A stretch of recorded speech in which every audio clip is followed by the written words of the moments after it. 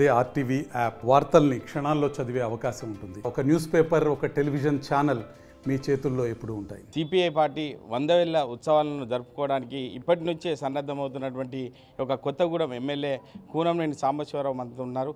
Sir చెప్పండి, ఎటువంటి ఉత్సవాలతో ముందుకెళ్తున్నారు, ఎటువంటి కార్యాచరణతో ముందుకెళ్తున్నారు? ఈ 100 సంవత్సరాల అంటే 99 సంవత్సరాలు పూర్తయి 100వ సంవత్సరంలో అడుగు పెడుతున్నాం. తద్వారా కమ్యూనిస్ట్ పార్టీ భారతదేశంలో మొదటి శాఖ పెట్టిన దగ్గర నుంచి ఈ 99 ఏళ్ల కాలంలో ఈ దేశ ప్రజలకు జరిగినటువంటి ప్రయోజనాలు, భూ సమస్య పైన కానీ, కార్మికుల చట్టాలుగా కానీ, అలాగే మహిళలు లేకపోతే ఇటువంటి బలహీన సెక్షన్లు జరిగిన అన్యాయాలకు వ్యతిరేకంగా వచ్చిన చట్టాల్లో కానీ అన్నిట్లో కూడా కమ్యూనిస్ట్ పార్టీ పాత్రే ఉంది.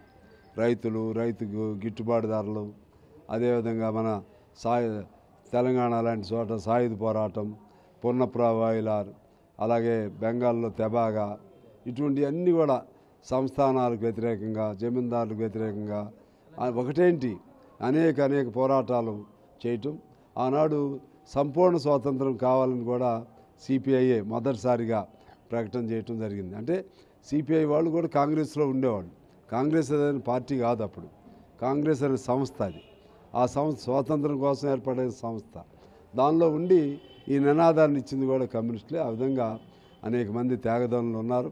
ముఖ్యంగా ఇక్కడ తెలంగాణకు సంబంధించి పద్దం ఎల్లారెడ్డి గారు, అలాగే ప్రభాకర్ రావు గారు, లేకపోతే ఇక్కడ గురువారెడ్డి గారు, ఇంకా చాలామంది మీ జిల్లా కూడా, మీ ఉమ్మడి అంటే ఇటు ఉమ్మడి మెదక్, అటు కరీంనగర్, ఈ జిల్లాల నుంచి కూడా పెద్ద ఎత్తున ఉన్నారు.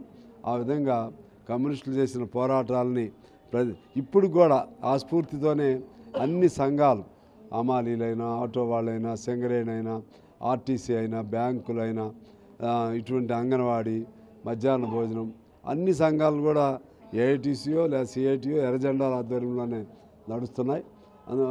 ఎన్నికలకు సంబంధించి ఎన్నికల్లో మేము పోటీ చేయలేకపోయినా లేకపోతే గెలవలేకపోయినా సరే, కానీ ప్రతి చోట, ప్రతి పట్టణంలో, ప్రతి గ్రామంలో కూడా పేదవాళ్ళు ఇప్పుడు కూడా ఎర్రజెండా అండతోనే వాళ్ళు ఉద్యమాలను నడుపుతున్నారు. అటువంటి గొప్ప చరిత్ర కలిగిన పార్టీ ఈ చరిత్రను సంవత్సర కాలం పాటు మరలా వచ్చే సంవత్సరం డిసెంబర్ 26 వరకు కూడా సంవత్సరం కాలం పాటు పెద్ద ఎత్తున పాత చరిత్రని, భవిష్యత్ కర్తవ్యాలని, కొత్తగా ఉత్సాహాన్ని నింపుతూ మేము గ్రామానికి పార్టీని తీసుకువెళ్ళాలని జెండాని, అలాగే అన్ని మండలాల్లో పార్టీని నిర్మించాలని, అలాగే సాధ్యమైన మేరకు ఎక్కువ గ్రామాల్లో కూడా పార్టీని నిర్మించాలని, ఇవన్నీ కూడా మేము కోరుకుంటున్నాం. అంటే మూసీ నిర్వాసితుల కోసం ఇప్పటికే పేదవారు ఇల్లు కోల్పోతున్నారు. ఆ విషయంలో సిపిఐ పార్టీ స్టాండ్ ఎలా ఉండబోతుంది సార్ రాబోయే రోజుల్లో? మూసీ అయితే కావాల్సిందే, కానీ పేదవాళ్ళకి ఇబ్బంది జరగకూడదు. అందువల్ల పేదవాళ్ళతో చర్చించి వాళ్ళకి ఇబ్బంది లేకుండా, ఇప్పుడు మేము చూసాం ఇది మల్లన్న సాగర్, ఇటువంటి పరిస్థితి ఉండకూడదు. ఇది ఆర్ఆర్ పేరుతో పెట్టినప్పుడు కూడా వాళ్ళు బతకలేక, చావలేక, వాళ్ళని చంపకుండా బతకనీయకుండా చేసేటువంటి ప్యాకేజ్ అది. అటువంటి పొరపాటు ప్యాకేజీలు జరగకుండా ఉండాలంటే పాతవి చూడాలి ప్రభుత్వం. చూసి ఆ మూసీ నుంచి నిర్వాసితులయ్యే వాళ్ళకి ఖచ్చితంగా వాళ్ళకి సంతృప్తి చెందే విధంగా, వాళ్ళ భవిష్యత్తులో కూడా బ్రతుకు తెరువు ఉండే విధంగా, వాళ్ళు పనులు చేసుకోవడానికి, సపోజ్ ఇప్పుడు అక్కడ మల్లన్న సాగర్ ఆ ప్రాంతంలో వ్యవసాయం చేసుకునే వాళ్ళు ఉన్నారు, వ్యవసాయం లేదు ఇప్పుడు. గేదెలు అవి ఉండేవి, పాలు అవి లేవు ఇప్పుడు. మరి వాళ్ళు ఎట్లా బతకాలి? ఇవన్నీ కూడా చూసుకోవాలి. వాటి వృత్తి ఏంటి, ఆ విధంగా చూసి జాగ్రత్త చేసి మూసీని కూడా ప్రక్షాళన చేయాలి. ఓకే, అంటే 6 గ్యారెంటీలు ఇప్పటికే నెరవేరలేంటూ అంతర్గతంగా ఒక చర్చ నడుస్తుంది ప్రజల్లో. ఆ విషయంలో సిపిఐ పార్టీ ప్రభుత్వాన్ని ఎట్లా ముందుకు తీసుకెళ్తుంది అనుకోవచ్చు? సిపిఐకి మేము ఎప్పుడు చెప్తానే ఉన్నాం, 6 గ్యారెంటీల్లో కొన్ని అయితే అయినాయి. ఏది మన కరెంటుకు సంబంధించి కానీ, గ్యాస్ కానీ, లేకపోతే మహిళలకి బస్సు, ఇటువంటివి ఉన్నాయి. ఇంకొన్ని చేయలేకపోయారు. ముఖ్యంగా రైతులకు సంబంధించి 18,000 కోట్లు ఒకసారి ఇచ్చారు, బాగానే రుణమాఫీది.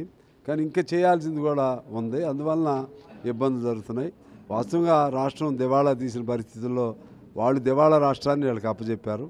దాని నుంచి బయటపడాలంటే సమయం పడుతుంది. అయినా కూడా చేసిన వాగ్దానాలని ఎట్టి పరిస్థితుల్లో అమలు చేయడానికి తల తాకట్టు పెడతారా, ఇంకోటి పెడతారా, ఏదైనా సరే చేయక తప్పదు.